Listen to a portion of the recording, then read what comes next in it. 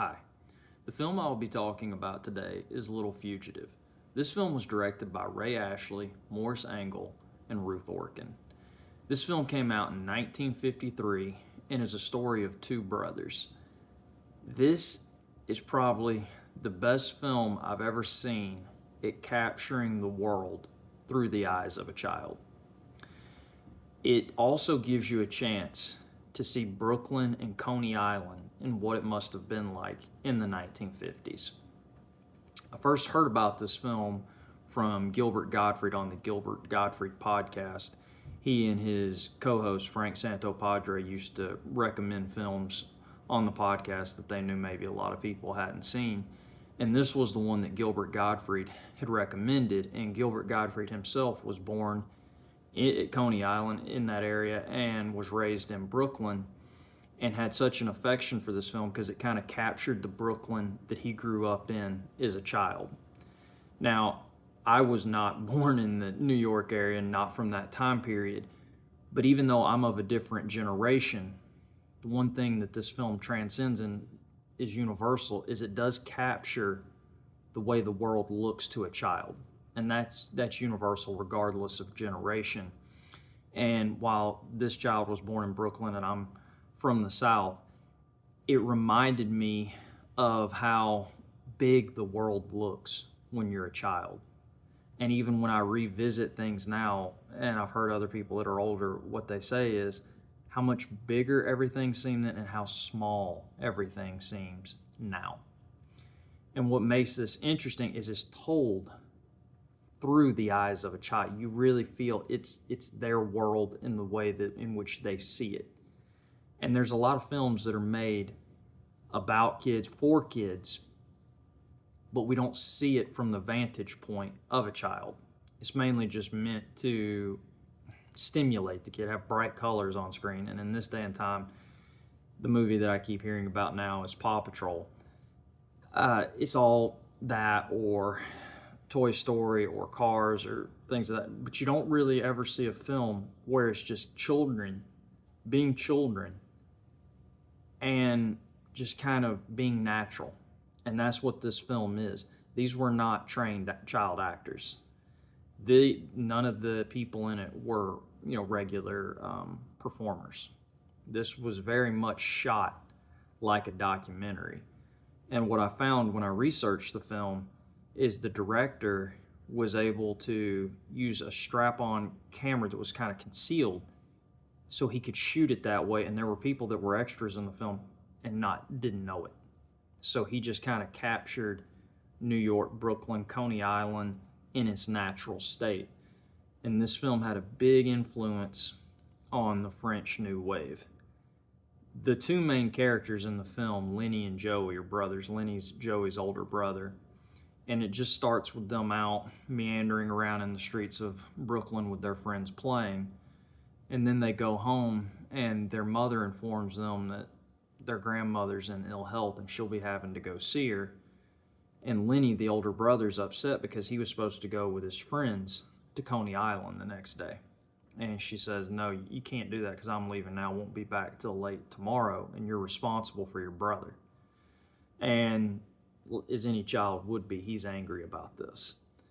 And when he leaves, he goes with his friends and kind of says, now I can't go. My mom left and I'm stuck watching him. And they come up with a funny idea to play a prank on him. And a friend of his goes and gets this gun, and they're all kind of taking turns dry firing out there. And then the friend gets Joey to come over there. And when Joey comes, they slip a bullet in and say, here, just get used to it. And they have him fire. He fires it at the ground. But, his eyes close when he does it. He jerks back. And then they have him think, because they went and his brother smears it, made him think that he'd killed his brother, which is pretty diabolical for a movie about kids. But kids are cruel. They play those kind of mean-spirited pranks on each other. And so he thinks he shot his brother. And he takes off going the other way, and then they all have a good laugh. Well, Joey gets on a train to go to Coney Island. And, he thinks he's going to be on the lam. He's got no home to go back to. And at this point, this is where the film really does kind of take off, is you get to see the way Coney Island looks to a child. The pony rides, the parachutes, the Ferris wheels, simply going up and buying, cotton candy. And in the way that when you're a kid, those things in themselves can be an adventure. And getting on the carousel, I remember doing that as a kid. And I remember as a kid, when you still have such a healthy imagination, to be in an environment like that, that was all the stimulation you needed. And comparing that now where, every kid would be looking at their phone or wants to be playing a video game, it's sad how we used to be able to make do just simply with like taking a stick and maybe even pretending that in and of itself was a gun. Or our own backyard, you could spend so much time in your own backyard. To you as a child is like a rainforest, and you could go on these amazing adventures, and you're swinging from a tree, you're doing it, and in your head you're in this other world. And watching this and seeing it from his vantage point, it took me back to that. And even though I was a child of a different generation, that part of it, I think all you have to really have done to connect to this is have been a child yourself. And the fact that the people at Coney Island, they don't know they're extras in a film. They're just going about their day. And seeing this kid just kind of meander around, and he's kind of lost in this big world, and even though something's bad happened, he's in this new exciting place. And at a certain point he runs out of money, and then it shows him collecting these bottles to go get change. And I remember hearing my dad talk about he even did that as a kid. And with the money that he gets, he goes and takes these pony rides. And eventually he runs out of money. And the guy there tries to talk to him and, say, son, where are your parents? What's going on here? And he kind of scatters. Well, he falls asleep at Coney Island. His brother knows he's gone, but he doesn't know where or how to find him or anything like that. So the next day, the man who was giving him the pony rides says, you know what, I think I might hire you to come work for me. And he says, but you don't have a social security number, do you? And he's a little kid. No. He said, I'll tell you what, give me your address and a phone, and we'll be able to do it that way. And so he does, and then he gets the boy's brother on the phone and says, listen, son, he's here. And the brother takes off to get to him. But between that time, he goes off again. And his brother's on this quest to find him. And the shots in this film, it's a black and white film of the brother in search for him, having to kind of navigate the situation, and seeing them kind of reminded me of what the world looks like when you're a kid and you're on but you're in an adult environment. How intimidating that is, the teenagers, the adults, and trying to kind of maneuver through that. It'd been a while since I'd seen a film really capture that, with how small we really can feel as children, and how in some ways it leads to a lot of intimidation and fear. And at the same time, it's what makes things so amazing, because everything seems to be bigger and on a grand scale. And I heard somebody say one time that the things that happen to us when we're younger will always seem so much more important because they're happening for the first time. And I agree with that. First times can't be recaptured. That's what makes them special. And eventually they're reunited, and there's a beautiful shot where the boy is on the beach at Coney Island. You see the trash cans and it's deserted, and his brother spots him and makes his way to him. And just that shot alone is so well done. And they kind of hug and says, okay, let's get back. And they get back. The mom arrives. He's sitting at home watching a Western with his little toy gun kind of firing at the TV. And the mom comes in and looks at him. She looks at the older brother, Lenny, and says, look at his eyes. You've had him in front of this TV all this time, haven't you? We know different. And then she kind of just gives them both a hug and says, Grandma's doing better. And as she turns to leave, she turns back around and says, by the way, tomorrow we'll go to Coney Island and get the two of you some fresh air. And they just kind of give each other that look. And what I love about that is we all kind of have those secrets from childhood that our parents don't know. Those things that we got into and we somehow managed to come out unscathed. And what a treasure that is at that age.